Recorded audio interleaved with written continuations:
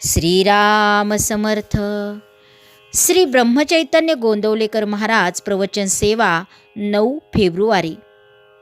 प्रवचनकार सदैव सद्गुरु चरणी नतमस्तक असणाऱ्या संगीत अलंकार रेखाताई गायकवाड, शिर्डी कोपरगाव. ब्रह्मचैतन्य सद्गुरु गोंदवलेकर महाराज सांगतात की नित्य नेम करणे म्हणजे काय. नित्य नेम करणे म्हणजे सर्व काळ नित्यात राहणे. आपण मुळात स्वतःच नित्य असून अनित्यात राहिलो आहोत. नित्य जो परमात्मा त्याला विसरून विषय जे अनित्य त्यात पडल्यामुळे आपल्याला त्याची आठवण होत नाही. त्याची ज्यामुळे आठवण होईल असे जे करणे त्याला नित्यनेम म्हणतात. आपण नेहमीच नित्यनेमात असावे, पण तसे होत नाही. म्हणून दिवसातून थोडा वेळ तरी त्याची आठवण होण्याकरिता काही वाचन आणि वाचलेल्याचे मनन करावे. त्याची आठवण होण्याकरिता काही वाचन आणि वाचलेल्याचे मनन करावे, म्हणजे त्याची सवय होते. जो अखंड नामस्मरण करतो तो नेहमीच नित्यनेमात असतो. नित्यनेम खरा कोणी केला असेल तर तो ब्रह्मानंद बुवांनीच. आपल्याला सदा नामात कसे राहता येईल याचा आपण विचार करावा. याकरिता गुरुआज्ञा प्रमाण मानावी, हेच खरे साधन आहे. गुरु सांगेल तोच नित्यनेम होय, त्याला शरण जावे. रोज थोडेसे वाचन, त्यानंतर मनन, मननानंतर त्याप्रमाणे आचरण आणि शेवटी गुरुस अनन्य शरण, हाच साधकाचा साधनक्रम आहे आणि हाच त्याचा नित्यनेम होय.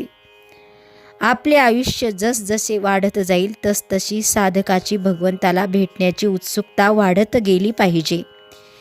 केवळ नेम आहे म्हणून उगीच करू नये. साधकाने कोणतीही गोष्ट मनापासून करायला शिकावे. शाशंक वृत्तीने परमार्थात बिघडते हे ध्यानात ठेवावे. श्रद्धा हे परमार्थाचे मुख्य भांडवल होय. समाधान हेच सर्वस्व आहे अशी श्रद्धा ठेवावी. ज्याप्रमाणे थर्मामीटरने आपला ताप आपल्याला पाहता येतो, त्याप्रमाणे साधन करताना आपल्याला समाधान किती झाले हे पाहिले पाहिजे. साधकाने जगातले दोष पाहू नयेत, कारण त्या दोषांचे बीज आपल्यामध्येच असते. लोकेशना मान फार घातक आहेत. मोठमोठे साधकसुद्धा त्यांच्या पायी अधोगतीला जातात. तसेच पैसा आणि कामवासना यांच्या मर्यादा ओलांडल्यामुळे मोठे साधनी लोकसुद्धा भगवंताच्या जवळ येऊन घसरतात.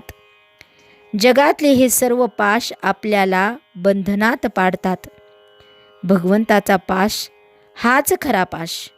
तोच आपल्याला सर्व बंधनापासून मुक्त करून शाश्वत समाधानाचा लाभ मिळवून देतो.